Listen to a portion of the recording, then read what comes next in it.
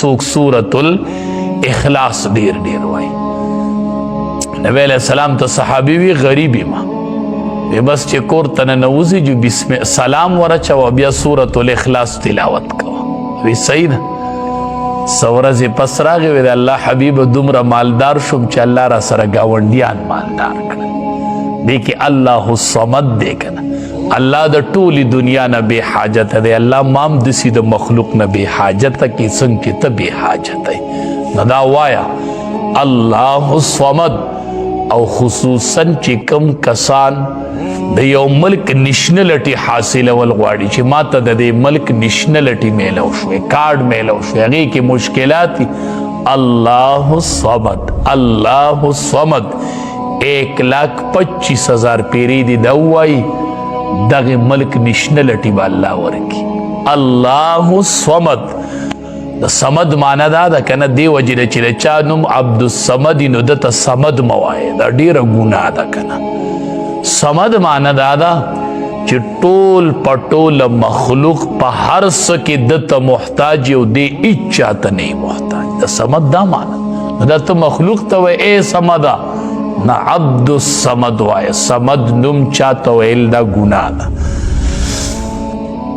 نو سبحانه دا الله ذات ډیر پاک دی. تاسو الله لونه ثابتوئ واذا بشر احدهم بالانثى.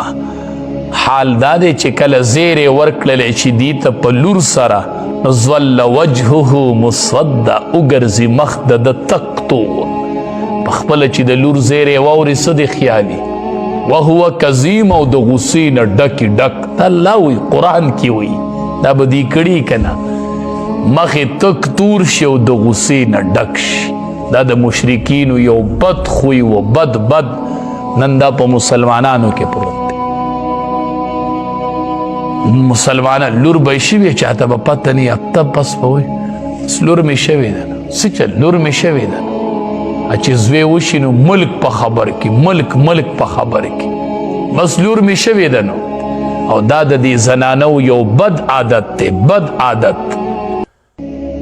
وی لور وشولنو یو بلا بل سی واشو یو بلا را کر بل سی یقین وکه چې دا زنانه وای.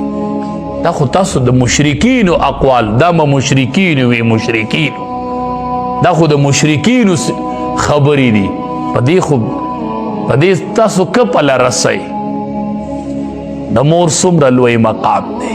دا مور د چا نه رغیږي د لور نه رغیږي که نه. دا نن چې ستا مور ده دا لور وکه نه وه.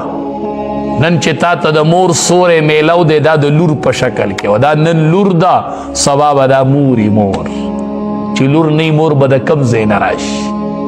دا ډېر بدخوی دی. الله چې په قرآن کې د اولاد ذکر کړی دی نو انسا الله مؤنث په مذکر مخکې کړی. الله چې د اولاد ذکر کوي نو د لور ذکر یې اول کړی دی. دیو جن علما وایي